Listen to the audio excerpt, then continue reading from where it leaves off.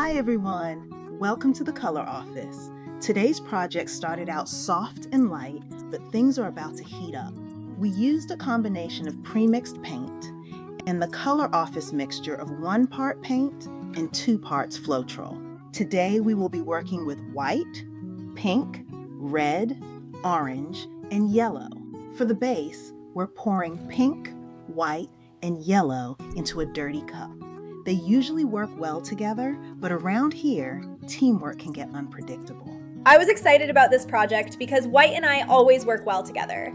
She lets ideas breathe. She doesn't feel like every inch of the canvas has to scream for attention. I enjoy working with Pink.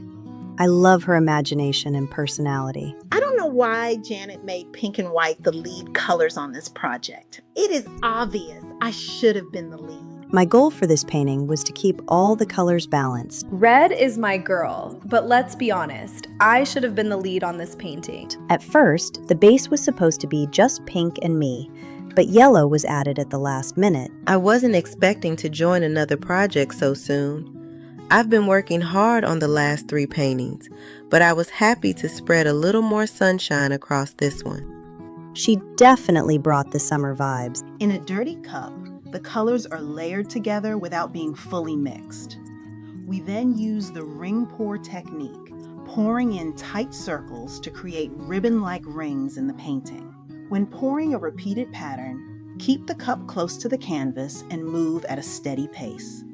Holding the cup too high can cause the paint to sink into the layer below, while moving too quickly can break the pattern apart. I'm always a little skeptical of dirty cup pours, but I think this one turned out pretty well. This was our first time using the split cup. I like the split cup better than a dirty cup because I stand out more. Pink is sweet, but she was not ready for Red and me on the same project. We needed to keep red and orange separate. Look at how red changes the entire vibe of the painting. The split cup allowed White to show up strong, but once we started tilting, she sort of disappeared.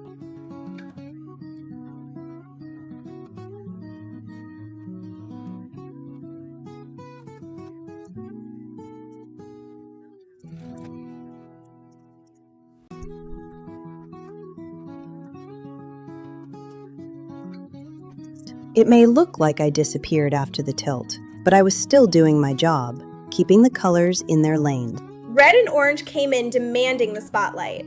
Yellow is usually the calm one, but even she needed more space on the canvas. I wasn't trying to take over or wash pink out.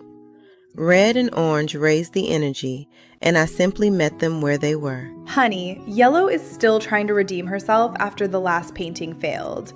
I'll give it to her though. She held her own in this one. I see Yellow trying to compete for the center. I'm not mad at her for trying, but let's be real. No one competes with red. I love the final result. Every color has its moment, and somehow we all work beautifully together. I love the final painting.